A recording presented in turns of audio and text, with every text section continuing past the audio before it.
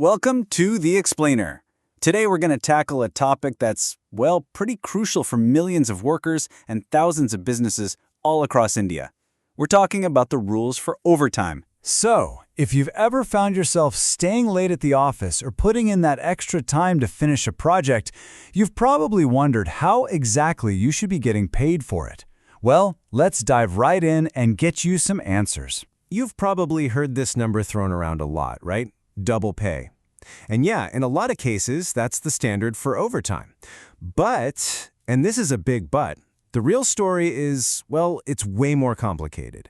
It's a whole web of rules that can change completely, depending on where you actually work. Okay, so before we get lost in all the complexities, let's just set the stage. We need to establish the foundation, the baseline, that India's national labor laws have put in place for what a standard work week even looks like. Now, this isn't just some random number they pulled out of a hat. No way. It's a really important protective measure.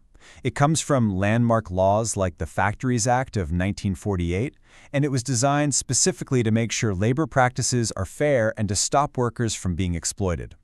So anytime you work beyond these limits, it legally qualifies as overtime. Simple as that. These three laws right here, they're basically the bedrock of India's overtime rules.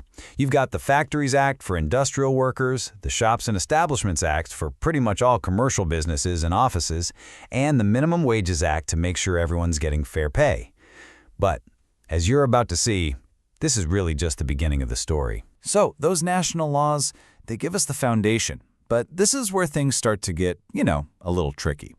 The single most important thing you need to get about overtime in India is that it is absolutely not a one-size-fits-all deal.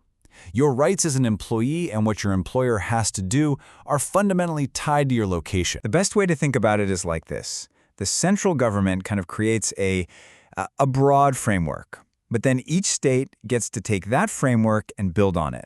They make their own specific rules.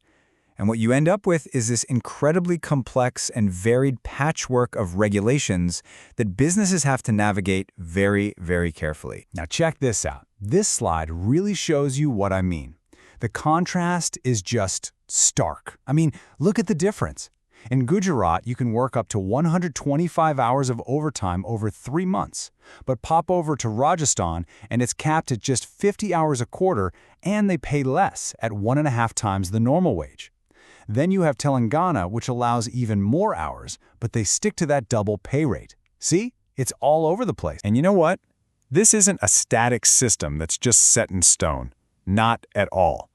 States are constantly tweaking and reforming their laws, trying to adapt to modern business demands and, frankly, to attract investment. In fact, let's look at some recent examples of this in action. So here you can see some major economic hubs introducing more flexibility. You've got Tamil Nadu greenlighting 12-hour shifts in certain sectors.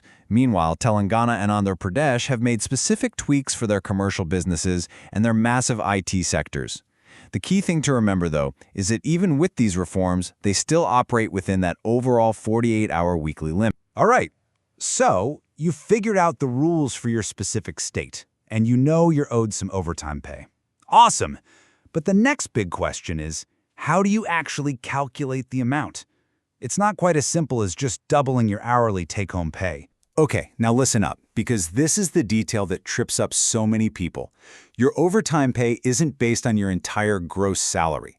It's actually calculated from your basic pay plus some very specific fixed allowances. The most common one is the dearness allowance, or DA, which is meant to help offset inflation.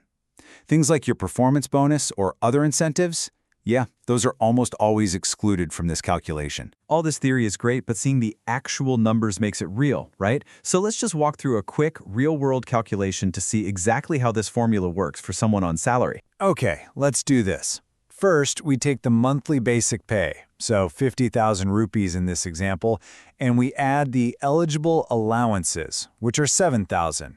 That gives us a total of 57,000 rupees. Next up, to figure out an hourly rate, we'll divide that total by a standard 240 hours for this particular month. And that gives us a regular, standard hourly rate of 237.5 rupees per hour. And finally, for the grand finale, to get the overtime pay for 5 extra hours of work, we just multiply that hourly rate by 2 and then multiply that by 5. which means this employee earns an extra 2,375 rupees. Not bad. You know, knowing the rules and how to do the math is half the battle. But for employers, avoiding the common slip-ups is absolutely essential if you want to stay compliant and, keep a good work environment. So for any business watching, the big takeaway here is that compliance really requires you to be on top of your game. For instance, you can't just refuse to pay for hours worked simply because they weren't pre-approved. And you absolutely have to include all the right allowances in your math. Any of these mistakes, especially getting state laws wrong or allowing off-the-clock work, can lead to some really serious legal and financial headaches. This quote from our source material just hits the nail on the head, doesn't it? I mean, it gets right to the heart of the matter. If there's one thing you walk away with from this explainer, it's this. In India, when it comes to overtime, geography is destiny. A one-size-fits-all strategy just will not work, period. And really, that brings us to our final thought. For both employers and employees, the real question isn't just about knowing the rules today, it's about staying up to date tomorrow. Because in a landscape that's always shifting, staying ahead of these changes isn't just about dodging penalties.